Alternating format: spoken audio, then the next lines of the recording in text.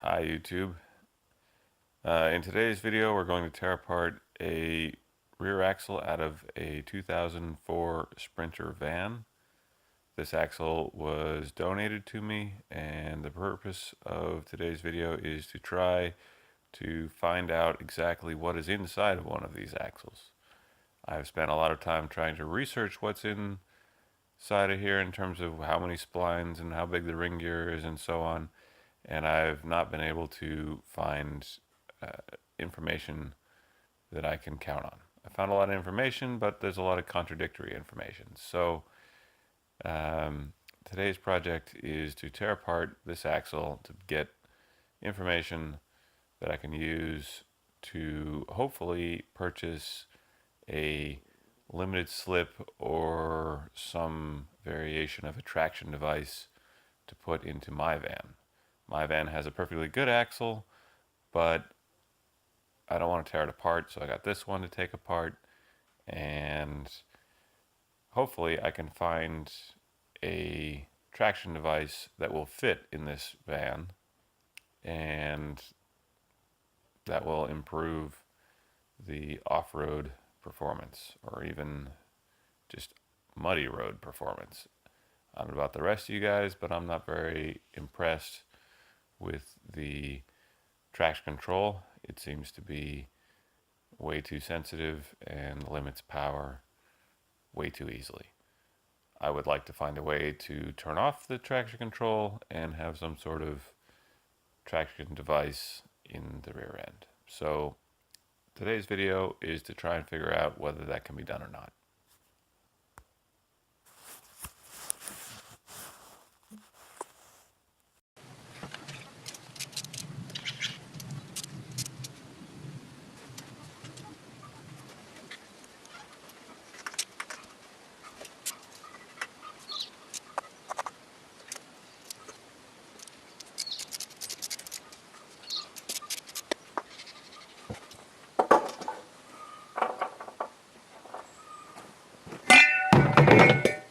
Okay.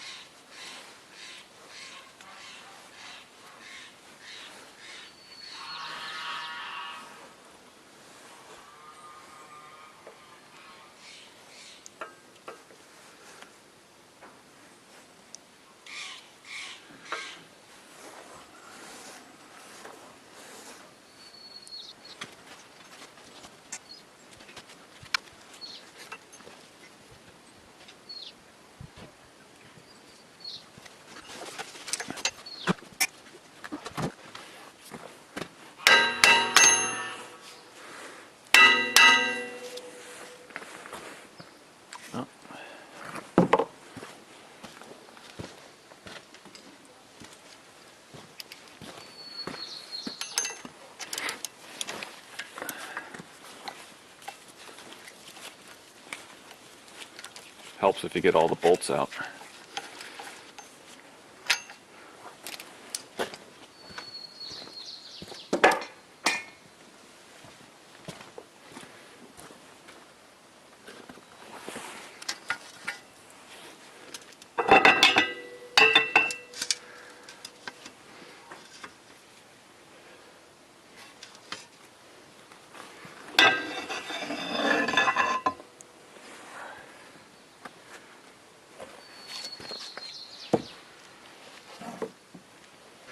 So this is the removed axle and the wheel bearing that slides down into the end of the axle shaft. Appears to be a double tapered roller bearing with a single outer race.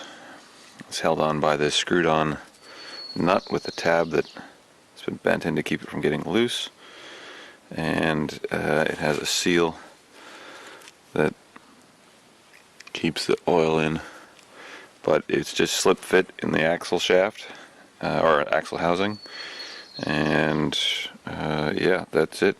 There must be an oil seal on the front down here to keep it from leaking, but very simple setup with no, I'll pick it up and show you the other end of the axle here.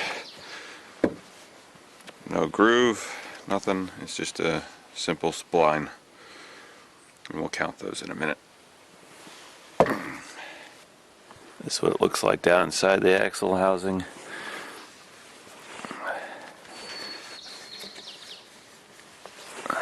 As you can see, there's the bore that the bearing sits in. There's a clearance bore here for the nut, and it goes back into the axle housing. That little rubber seal would sit right between there and the housing, the end of the cover that fits over the end. Very, very simple, actually.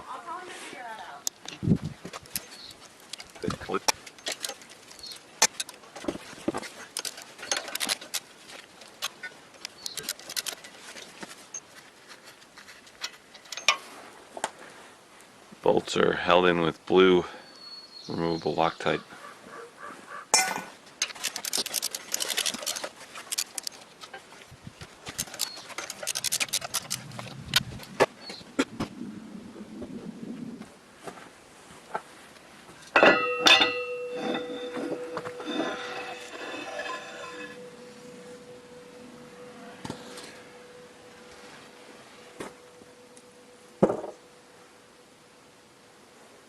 For some reason, the splines on the end of the shaft are different. This one only has the one set of splines here, and then it goes down. There's a journal where there could have been splines, but it looked like they've been machined off. Whereas this shaft has splines on the upper and on the lower. It also looks like these splines are not in use. I don't see any wear on them like you do on the upper. They're not engaged in anything. So I don't know why they're there, but as far as I can tell, they're not used. Overall, the shafts look like they're the same length, but I'll measure it later. The one on the left is the passenger side. Is that right? Yeah, the one on the right is the driver's side. The driver's side has two splines, and the passenger only has the one. But again, as best I can tell, only one is used. Alright, so now we're going to tear apart the differential itself. It's my understanding from some of my research that I may need a spreader tool to get this apart. At least some of the newer ones require that a spreader be put on from some of the case screw holes, and then it's actually stretched. I don't know, we'll see. Bolts aren't very tight, I'll say that. I don't know if that's tightened to spec or not.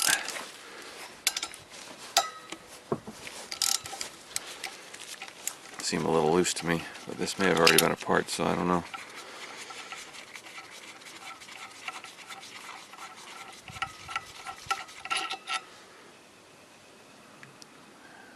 Looks like maybe there was some Loctite, but then maybe it's been taken apart.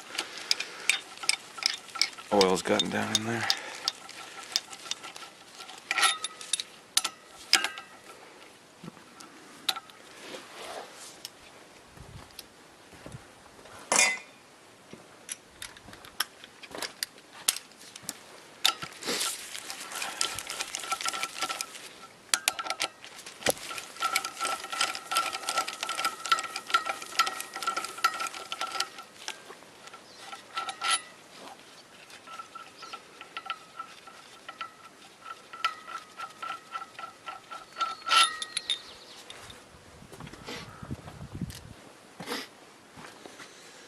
For the purpose of someday possibly reassembling this, I'm going to mark which bearing cap goes on which side. I'm going to do that with a chisel mark. And I'm going to make one on this side with a single chisel mark over here. And I'm going to put two on this side. And two there.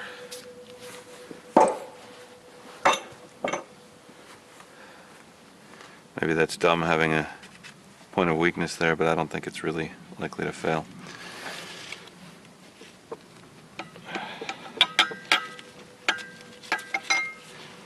Looks like that bearing's gotten hot at some point.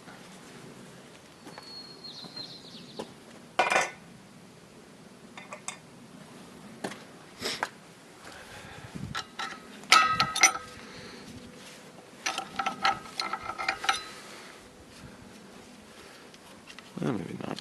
Maybe it's just been sitting in there. We'll see. I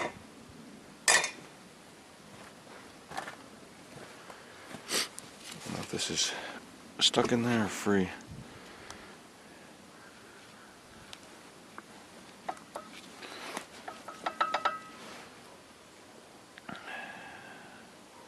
Again, there's shims.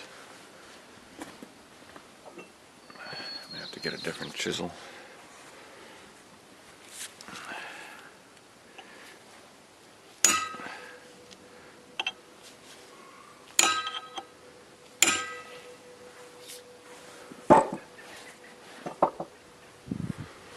That way I can tell which way to put it back together if I ever decide to do that. I'm gonna get a pry bar, see if I can pull this out.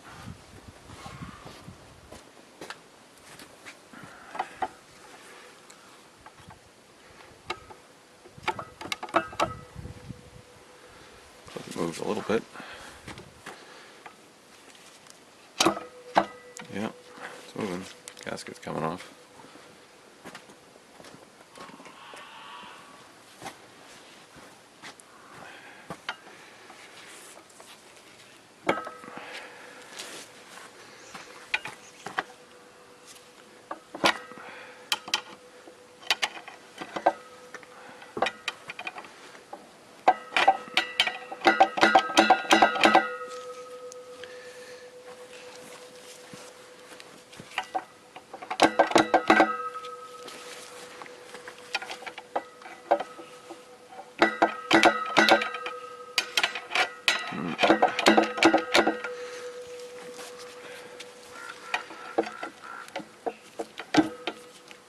I think we're getting there now. Yep, there it is.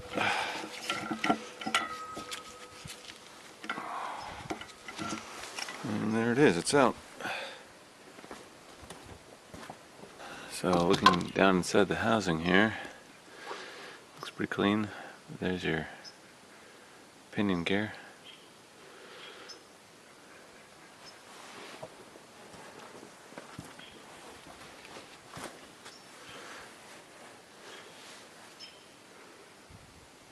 Looks to have some sort of channel up here. I don't know if that's for splash lubrication, put the oil down that side of the bearing and have it come out there, or I don't know. Don't understand what that is, but I'm not a differential mechanic, not a car mechanic.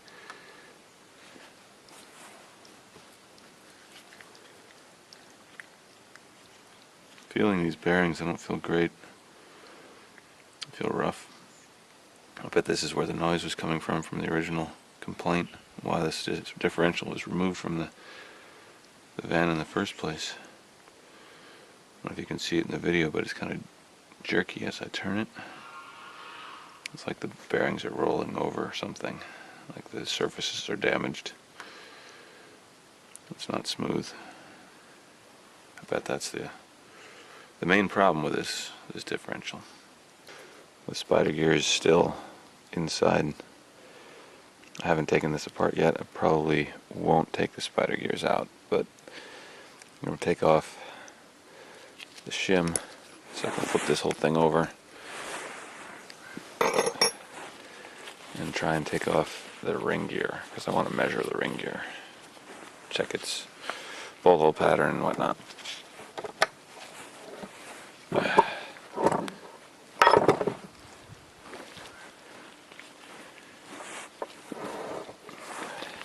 Out of curiosity,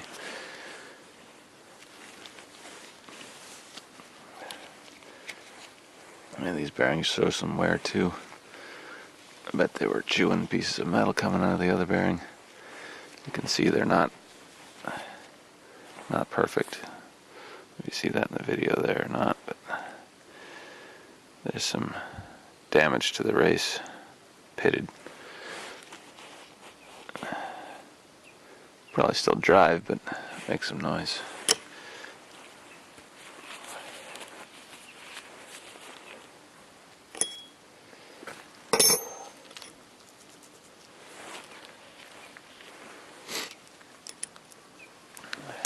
If you ever put this back together, I'm not using these bearings anyway, so I don't care which side, or if the races get mixed up. Alright, we're going to try and take these out with a Milwaukee impact driver. We'll see.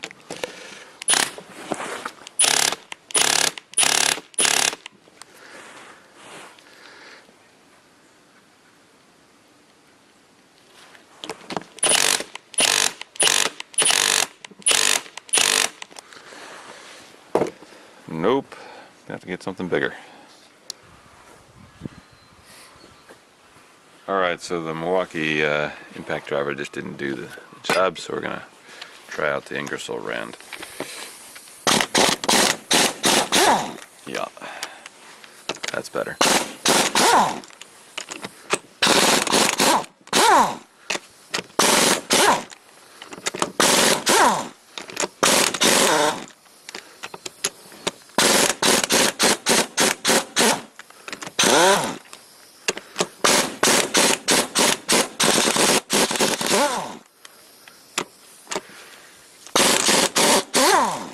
Alright, last bolt. Yeah, the socket falls off.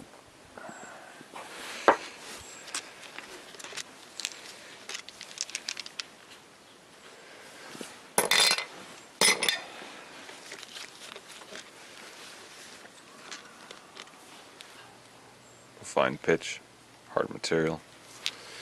Makes sense.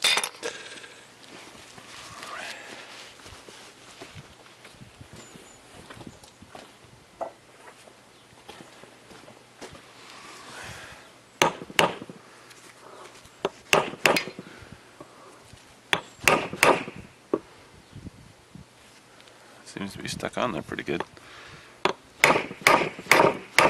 It's moving though. I wonder if they heat it. Put it together.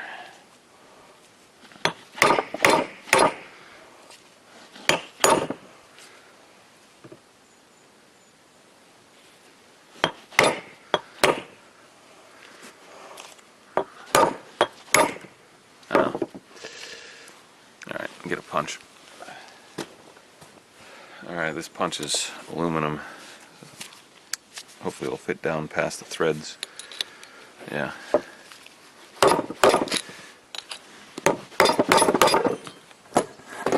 Making a mess.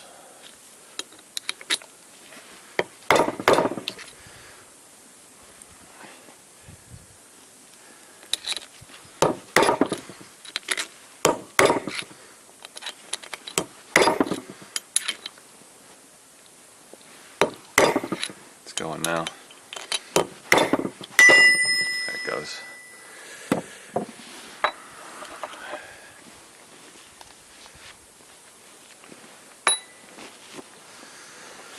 Okay, so that's the ring gear off. In case anyone's curious what a ring gear looks like off of a Sprinter, that's the back side.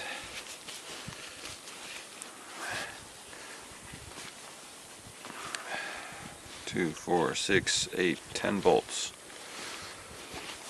And front side.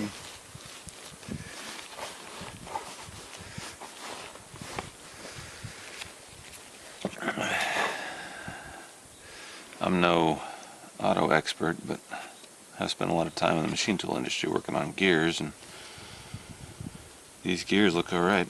I would run them again. Could be totally wrong, but my guess is that those are serviceable. Maybe not as good as new, but many, many miles left in them without any issue. I decided as long as we're here, we're going to go ahead and open up the spider gears just so we can see.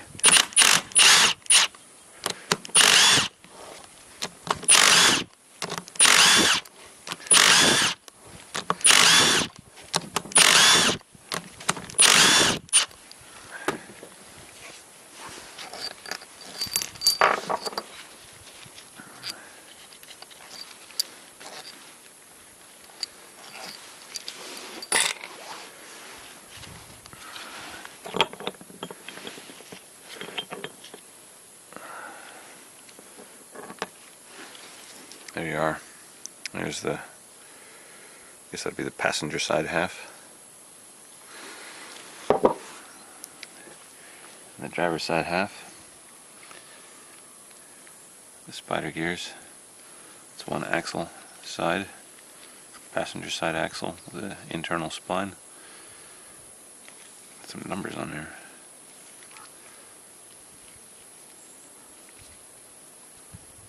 They don't seem to be sequential, so that must be something to do with the manufacturing. But they go on there like that. And there's one set of spider gears with the notched shaft in the center. And looks like they've got some sort of thrust bearing here on the end. It's separate from the gear. It's conical, but it's not like a... The inner surface is also conical, so it's not like it's a wave washer or a spring washer. It's a... It looks like some sort of bearing material, bushing-like, and it fits up against the curve of the inside of the housing.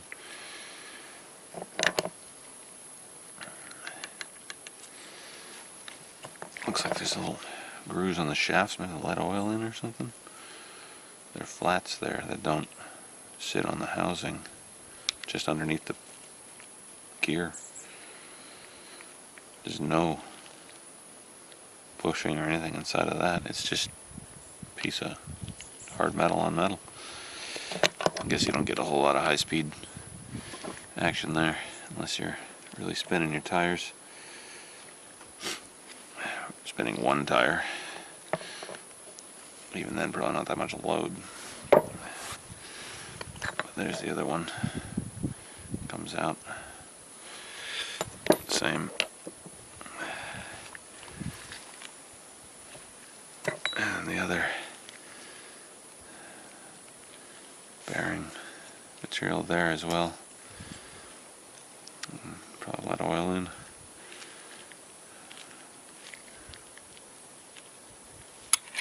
Looks like it's fine though. It's got oil in it. The seat looks fine.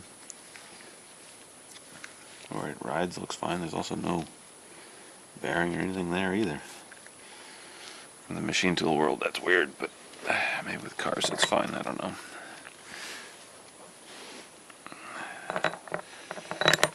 Hope I'm putting this back together the same way. I think I am. Just like that.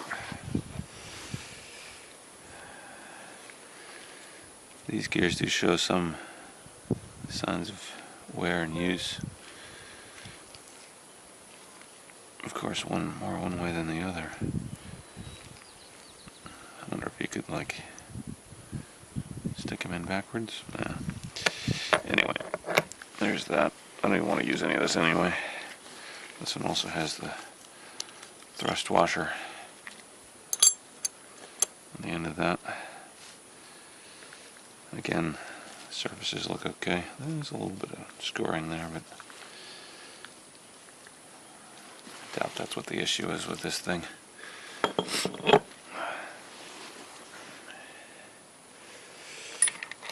Anyway, don't ever really plan on using any of this anyway.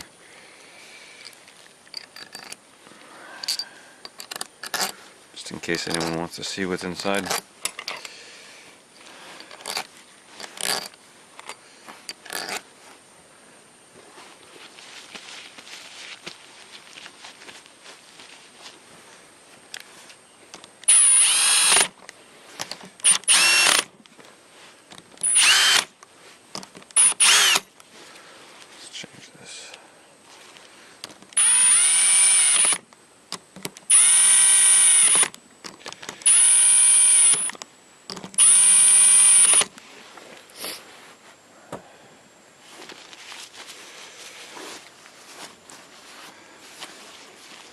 Alright, well there you go. That's the spider gears.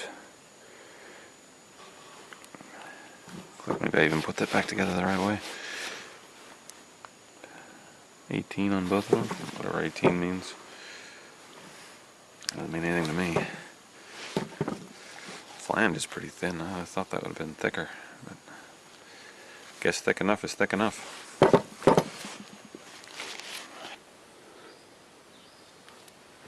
Alright, so one of the main reasons I wanted to tear this axle apart in the first place was to measure the ring gear. And I don't know if they want the inside diameter or the outside diameter or what, but I'm going to get both. Then I'll know. Alright, so inside is 127 millimeters. Outside, from the outside of a tooth to the outside of a tooth. Do this the other way so you can see it.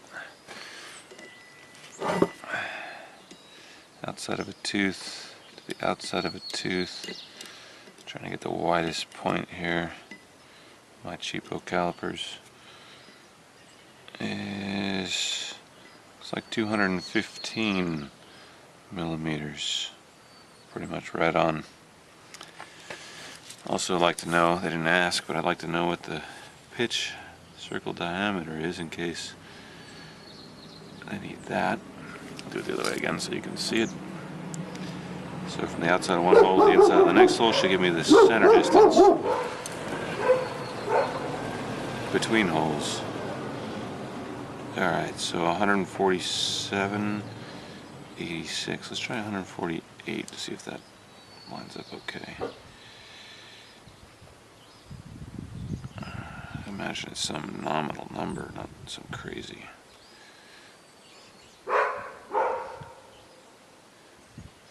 Yeah, 148 is pretty damn close. If the holes are a little oversized, it'll work. So 148 on the pitch circle diameter for these mounting bolts. The holes themselves, well, let's look in the carrier, not in that thing, because that's the idea of the bolt thread, which is not very useful to know.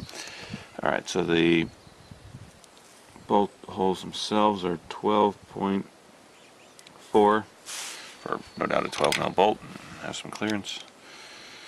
Yeah, we're looking at a 11.89, so 12 mil fine thread bolt of some kind.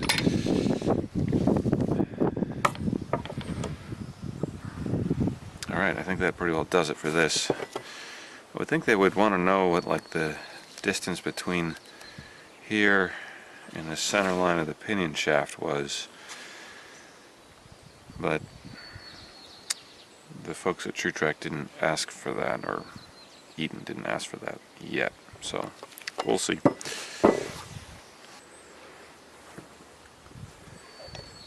Alright, so the next thing they wanted to know was the number of splines on the end of the shaft. I'll try and mark one here so I can get an accurate count. Alright, so 1, 2, 3, 4, 5, 6, 7, 8, 9, 10, 11, 12, 13, 14, 15, 16, 17, 18, 19, 20, 21, 22, 23, 24, 25, 26 splines, which is contradictory to some of the stuff you find on the internet. Some say that's 30 splines, but it's definitely 26 splines. Next, they want to know the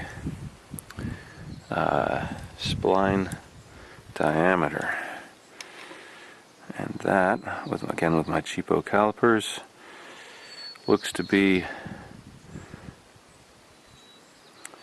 34.77.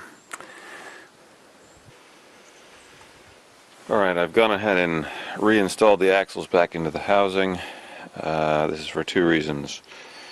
The number one reason is I'm suspicious that they're going to need to know the distance between the ends of the spline shafts and the lengths of the splines.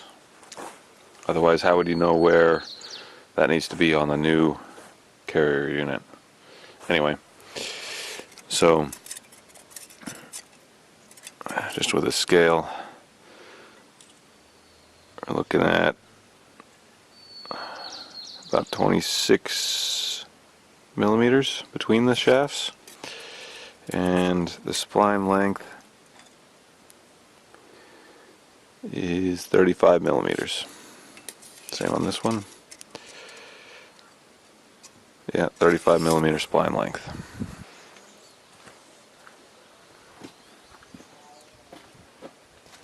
Alright, well, thanks for watching, and if you have any questions about what's inside of one of these axles, and if I didn't answer them here, leave me a comment down below, and I'll try and answer as best I can.